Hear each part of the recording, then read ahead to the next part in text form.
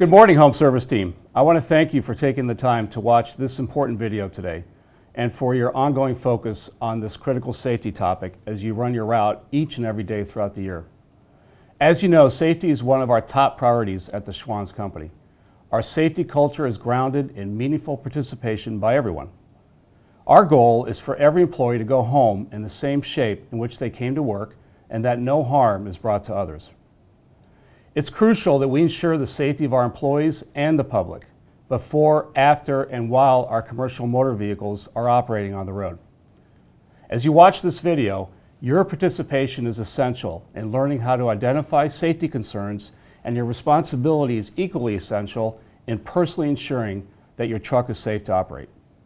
Hi, I'm Ron Moore, Vice President of Warehouse Operations. After being on routes for many years, I know firsthand how important safety is to our employees, the public, and our company. And I've always looked at it when I was on routes for 4 years in 3 buckets. I looked at it as safety, I looked at it as customer service, and I also looked at it as work-life balance. And I just want to tell you a quick story that happened while I was running routes. I ended up coming back to the depot after the route was complete, and I did my post-trip inspection. And during the post-trip inspection, I didn't notice anything was wrong with the truck. So I went ahead and completed the form. I marked the truck as satisfactory and went ahead and turned it in. And did my banking and cashed out and went home. I came in the next morning to do my pre-trip, and as I'm doing the pre-trip inspection, I opened up the hood. I went to go and check the oil and the belts, and what I found was fluid that was not oil, and it was clear. It turned out to be brake fluid. I looked at the reservoir and it was empty. Somewhere during the night, maybe I missed it during the post-trip inspection, there was a leak. So we called the vendor. I was not able to run the truck that day, and I had to reschedule the route. So one, this was a safety catch, because if I would have taken the truck out and not performed a thorough pre-trip inspection, I probably would have lost my brakes at some point and injured the public or injured myself. Secondly, I know I bummed out my customers that day because I had a set of customers I needed to see, and I always think about our customers and what they feel like whenever they don't get service. And then thirdly, work-life balance. You know, I was newly married, had a young baby. I always wanted to spend as much time as I could with them on the weekend. I had to reschedule my route and run it on Saturday, and I missed that opportunity to spend quality time with my family. So I always looked at it in that regard. So clearly, safety is essential to our company and our operations. It is important for everyone to understand what our responsibilities are in relation to the expectation of a thorough driver vehicle inspection, how to understand and perform the inspection process, how to complete the inspection form, and communicate deficiencies to your manager. These procedures are not only critical for compliance, but safety as well. No one should allow a vehicle to be on the road that is not in satisfactory safety condition, which may jeopardize the safety of themselves or others. Commercial motor vehicle inspections and the completion of a driver vehicle inspection report, or DVIR, are not only DOT requirements, but also company expectations. When done correctly, thorough inspections ensure compliance, assist to prevent breakdowns, reduce risks, and help ensure that the truck condition is safe for the road. This video is designed to help employees fully understand how to complete a thorough pre- and post-trip inspection and how to document safety concerns and defects on the DVIR. Knowledge and execution of this critical process enables us to achieve our desired state by establishing a culture of safety at Schwan's, as well as business expectations in meeting our customers' commitments and controlling our costs. I hope this video helps you perform better pre-trips and post-trips, and please, above all else, be safe. Thank you.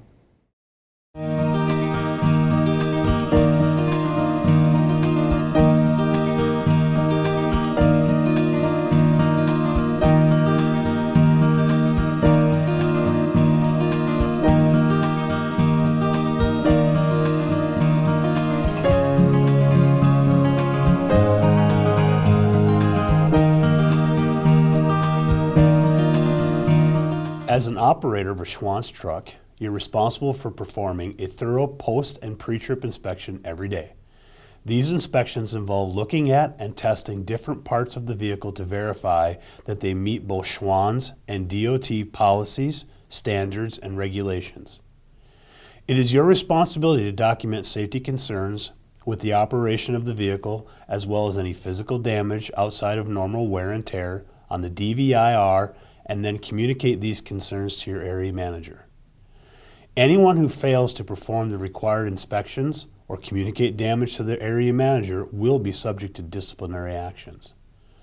To learn and understand how to perform a proper vehicle inspection, let's go through a demonstration of how you will be expected to conduct the commercial vehicle inspection and fill out the DVIR.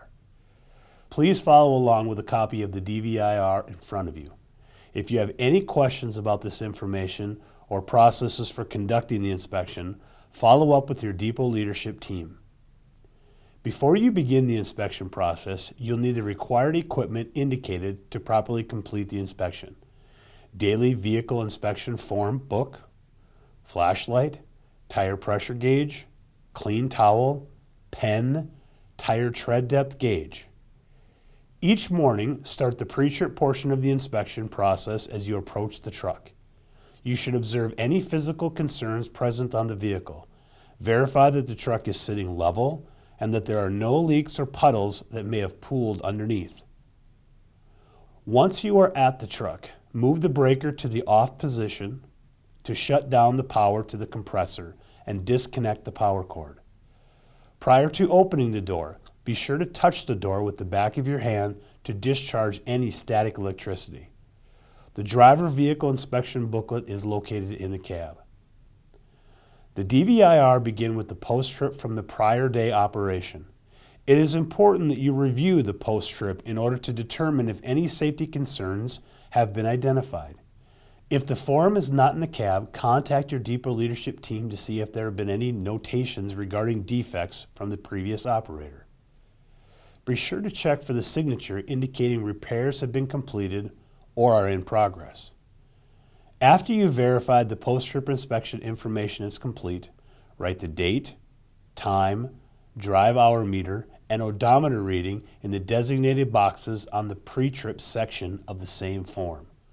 With a pen, be sure to write clearly and legibly to allow for review of your comments and ensure the personnel are able to read what you have written.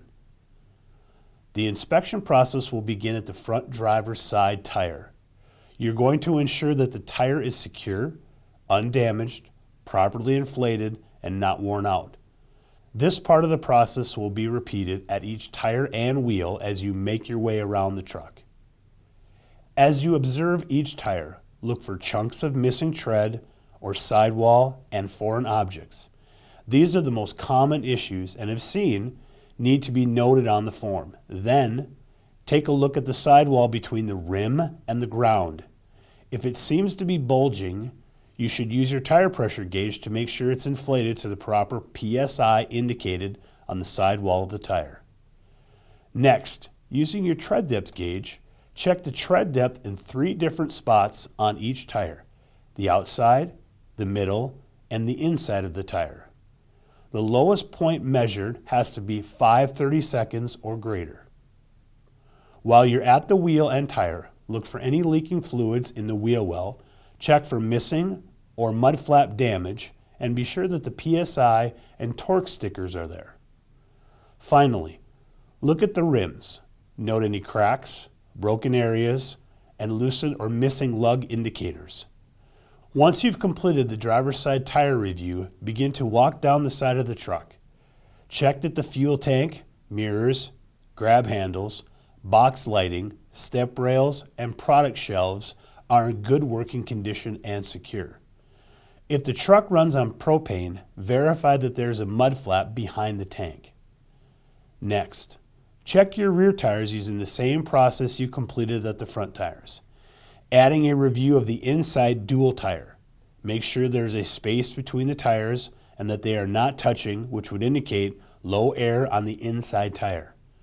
Check that the mud flap is not missing or damaged and is secure. Check the rear rims for cracks and rust trails. Make sure all lug nuts and studs are securely in place and none that are missing. As you approach the back of the truck, be sure to check all of the lights and reflectors for visible damage. At the back of the truck, check the backup camera to make sure that it is clear of mud and debris. Check the license tag to make sure that it is up to date, legible, and secure. You should also ensure that you have the proper reflector on the back of the truck and the 1-800 How's My Driving decal, and no visible signs of damage. You should also check the condition of your license plate light, as well as the condition of the bumper, noting any damage. Once you've finished inspecting the back of the truck, repeat each step you performed on the driver's side, beginning at the back tire. This includes checking the dual tires, mud flaps, mirrors, grab handles, product shelves, box lights, and body condition of the truck. It's important that with each tire and side of the vehicle, you perform a thorough inspection of each item on the truck. Skipping steps and missing important visual reviews will lead to an incomplete inspection of your truck. At the passenger side door, after completing the tire check, it is essential that you make sure that your mirrors are firmly affixed to the truck, secure, and in good condition. Check for any cracks and missing portions of the mirror that would need to be noted and addressed. Now you are ready to move to the front of the truck and the engine compartment. At the front of the vehicle, make sure that both fenders, the hood, grille, headlights, and brackets are free of any body damage, and that the wiper blades are in good condition. Confirm that a current DOT inspection sticker is present in the lower left corner of the driver's side window. How to unlatch the hood depends on the type of truck at your location. Your trainer will show you the different types and how they work. Once you've opened and secured the hood, you can check belts for fraying and cracking. Then inspect the hoses for cracks or leaks. Check the oil level by removing the dipstick, wiping it with a clean towel, reinserting, and checking the level on the dipstick. Make sure it's not below the add mark. Also, make sure to check the coolant reservoir overflow tank for the proper level. When you're finished checking the engine compartment, be sure to secure the hood. Again, this will depend on the type of truck at your location. Your trainer will show you the different types and how they work. Now, let's look inside the cab. Use your hand again to discharge any static electricity before opening the door.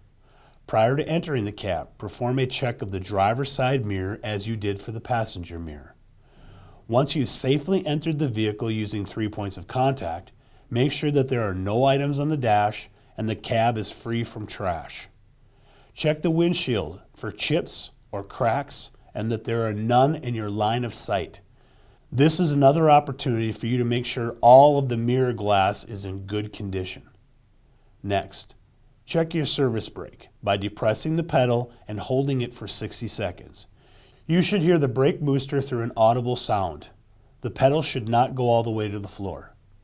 At this point during the pre-trip inspection, you need a partner to help confirm that your exterior lights and signals are operational.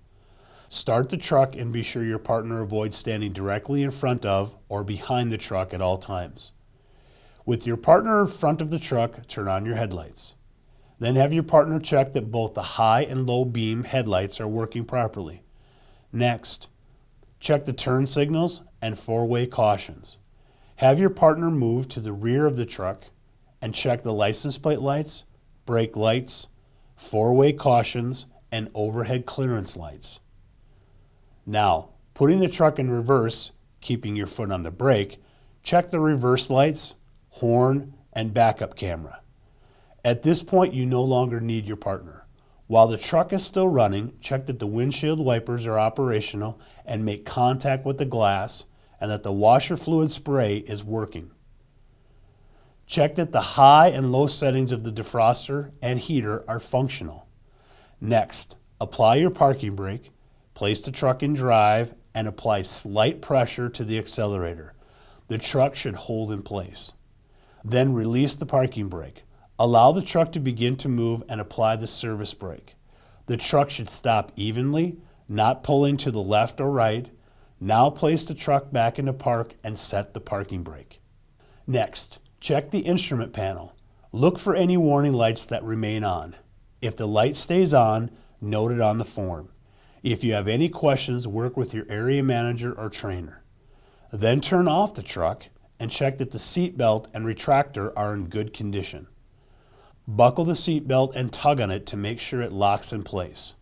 Look for any signs of fraying or deterioration of the belt that would need to be addressed. Next, make sure the safety equipment and required valid documents are in the truck. The 4 safety items required are stocked first aid kit, spare fuses and bulbs, a fire extinguisher that is fully charged with the needle in the green and the pin and tab in place, and 3 reflective triangles. Some states require tire chains as well. Check with your area manager. All of these items must be properly secured. The required documents include the truck registration, proof of insurance, annual DOT inspection form or company preventive maintenance inspection form, otherwise known as PMI form, the roadside inspection guide for ELD, and the accident card information.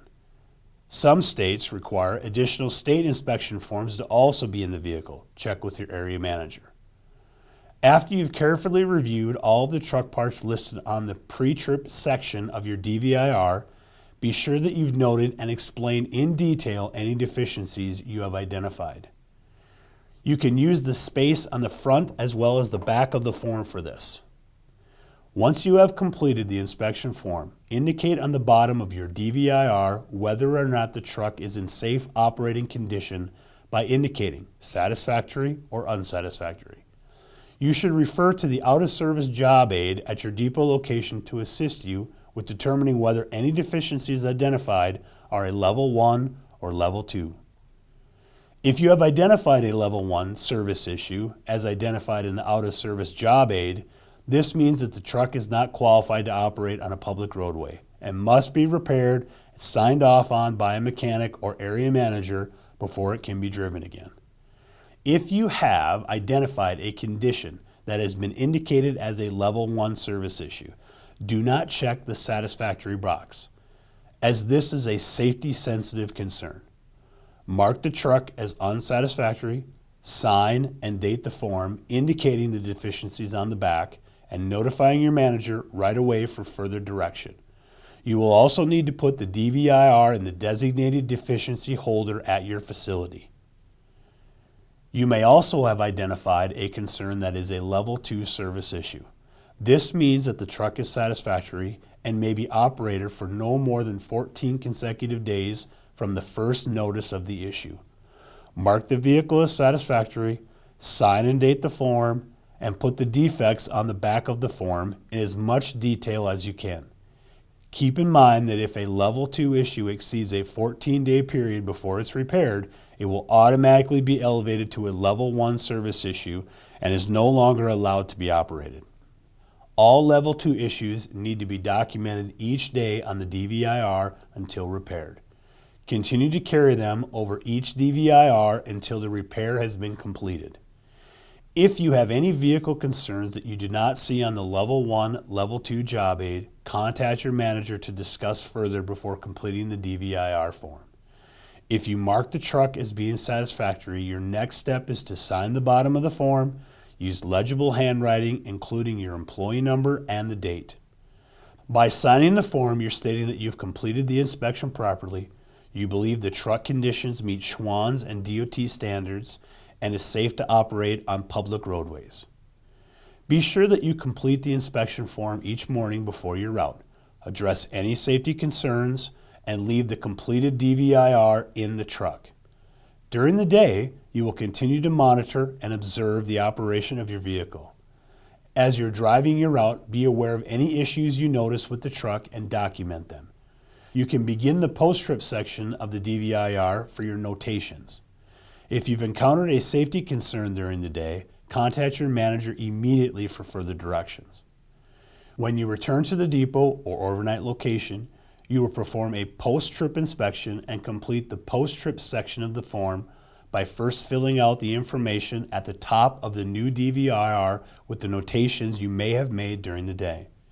Be sure to check the Schwann's Home Service Inc. box, write the depot name and state in the address location box, circle straight truck, and record the drive hour meter, fleet unit number, and odometer reading. Put NA next to the trailer unit number, engine meter, and electrical HRF. Do not leave these sections blank. A blank box is considered an incomplete form. Be sure to date and sign the form, including your employee ID number, using legible handwriting.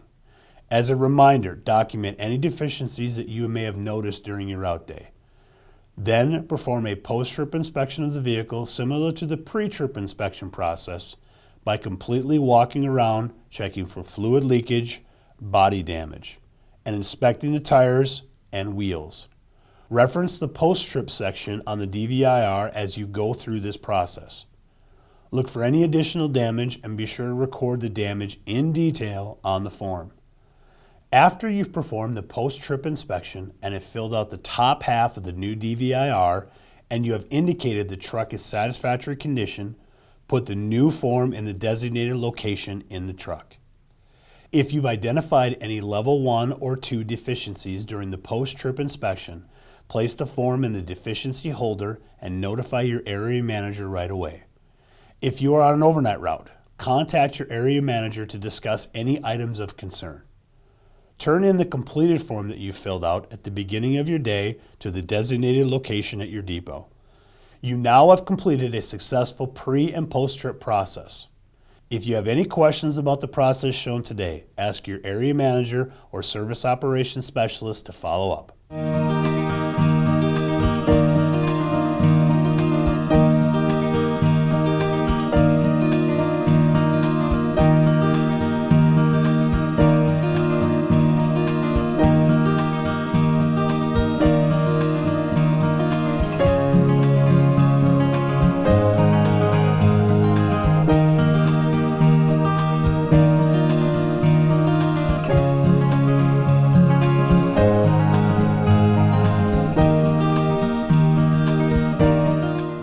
Thank you for watching this important video. As you can see, the pre- and post-trip inspections are a critical part of our daily responsibilities in operating a route business. There is a lot involved in ensuring that your truck is safe for the road, safe for you, and safe for everyone else around you. Remember, here at Schwann's, safety is our top priority and a core value in our desired state. Thank you for your commitment to our safety culture and for everything that you do to make home service a better business and a better place in which to work.